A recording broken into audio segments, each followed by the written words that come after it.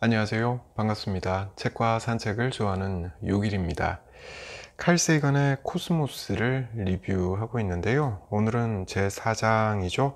천국과 지옥 편을 이야기해 보겠습니다. 지구 말고 다른 별에도 다른 행성에도 생명체가 있을까? 라는 생각, 그리고 사람이 살 수 있는 다른 행성이 있다면 그건 무엇일까? 라는 생각, 예전부터, 아주 예전부터 사람들은 이런 생각을 해왔던 것 같아요. 아마도 금성을 저긴 가능할 거야 라고 생각하는 행성 중에 하나로 떠올렸던 것 같습니다. 왜냐하면 금성은 질량이나 크기 그리고 밀도 면에서 지구랑 상당히 비슷하기 때문이다 라는 거죠. 게다가 지구에서 제일 가깝죠.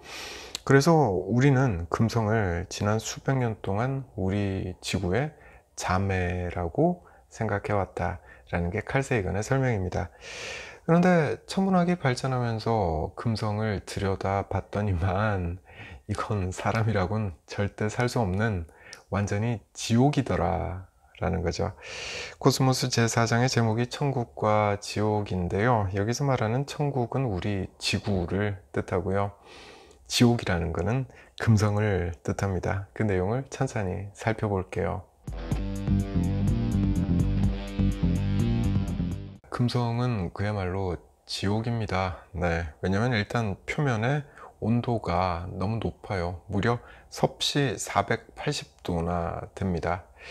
게다가 표면의 대기압이 90기압이라고 해요.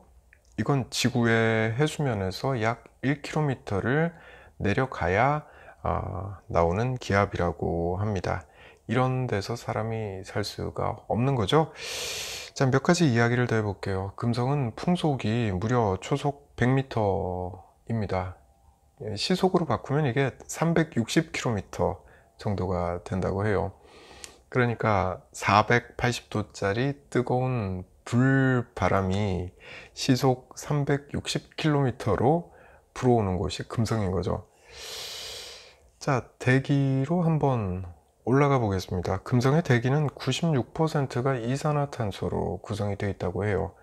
그리고 금성의 구름은 완전히 농축된 황산의 용액으로 이루어져 있다고 말을 합니다. 사람은 절대 못 산다 라는 거죠. 뿐만 아니라 여긴 생명체가 있을 것 같지도 않다 라는 생각을 하게 하죠. 자, 금성을 우리는 비너스라고 부릅니다. 영어로 그렇게 부르죠.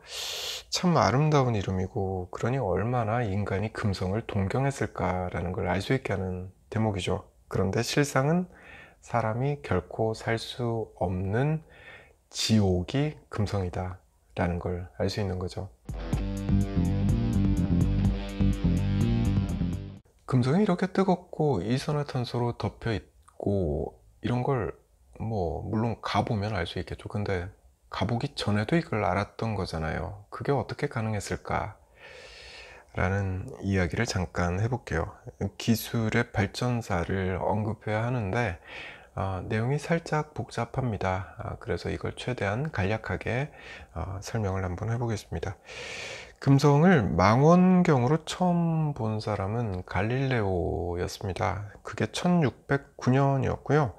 그때 갈릴레오는 그냥 밋밋한 원반을 봤을 거다 라고 칼 세이건은 말을 합니다. 왜냐하면 금성은 두껍고 불투명한 구름으로 가려져 있기 때문이죠. 그러니까 망원경으로 볼 수 있는 건 그냥 밋밋한 원반밖에 없었을 거다라는 겁니다. 구름 안을 들여다볼 수는 없었던 거죠. 구름 때문에.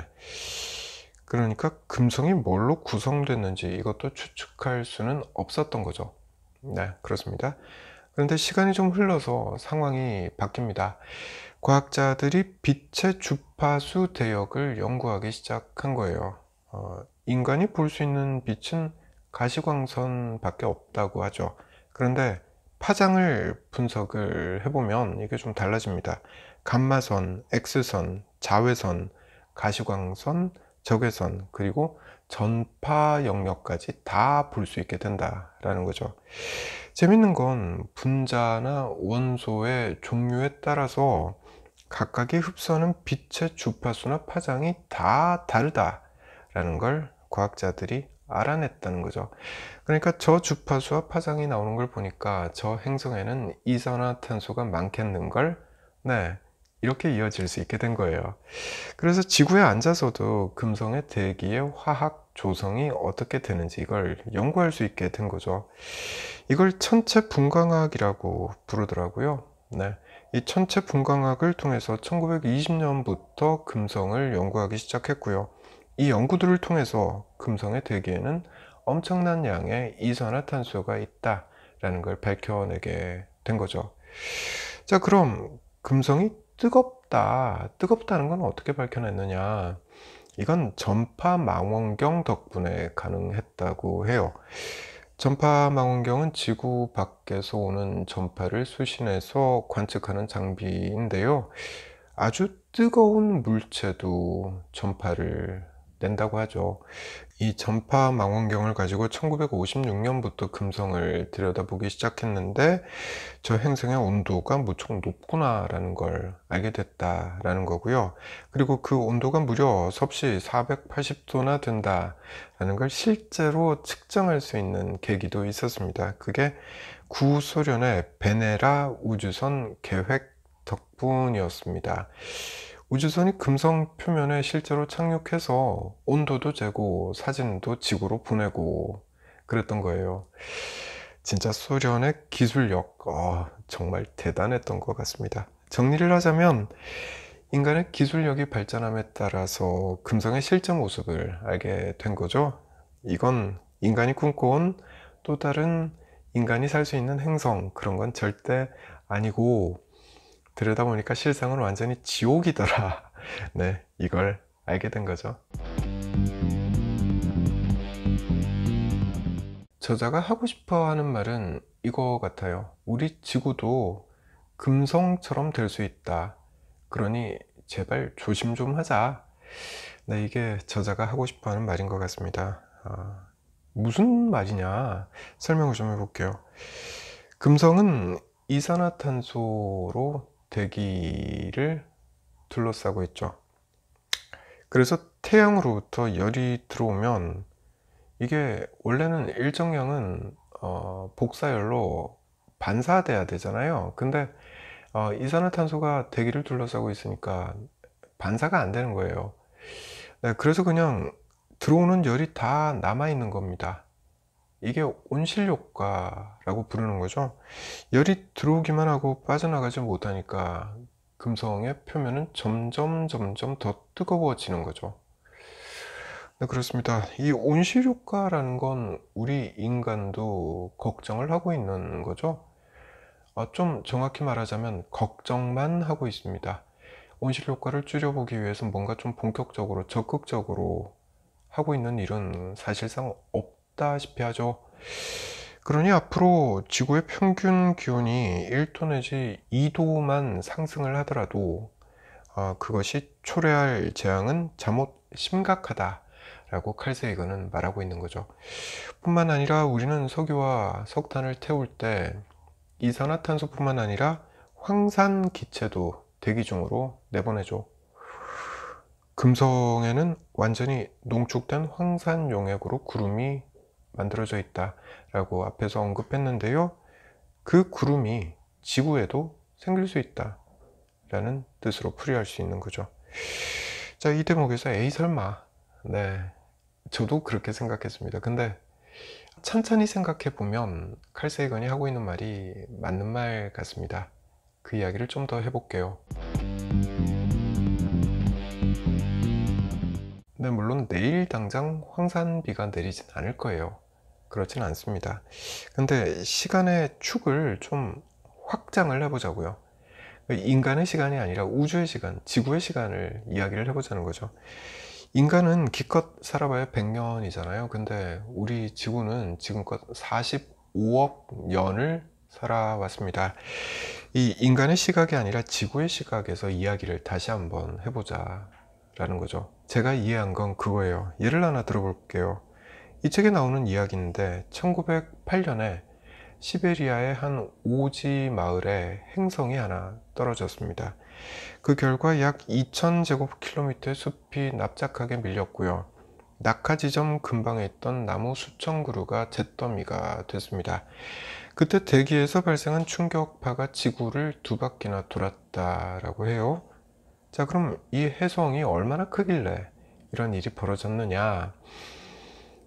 대략 지름이 한 100m 정도 됐을 거라고 추정을 합니다.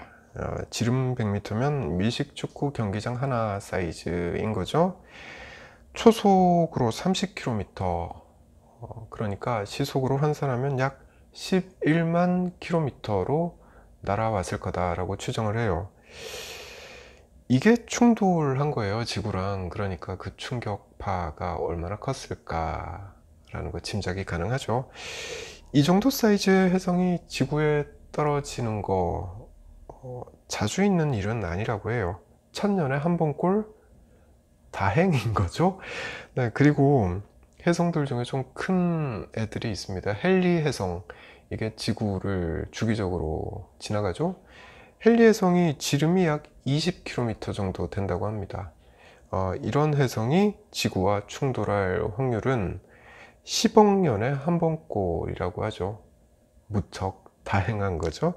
그러니까 우리가 살아생전에 혜성이 지구와 충돌하는 거 볼 일은 사실상 없는 겁니다. 네, 그래요. 그런데 지구의 나이는 45억 년이죠. 네, 그러니까 그간 지구는 크고 작은 혜성과 수백만 번은 부딪혔다라는 뜻이 되는 거죠. 자, 원래 하고자 했던 말로 다시 한번 돌아가 보겠습니다. 인간의 관점에서 지구의 온난화를 생각을 하면 이건 당장 내일 발생할 일이 아니에요. 그러니까 우린 걱정 안 하고 그냥 오늘 하루하루를 살아가고 있는 거죠. 근데 지금처럼 온난화가 서서히 진행된다면 만 년 뒤에는, 또는 10만 년 뒤에는 어떻게 될지, 자, 지구가 금성처럼 그땐 될 수도 있지 않을지 모른다 라는 말을 저자는 하고 있는 거죠.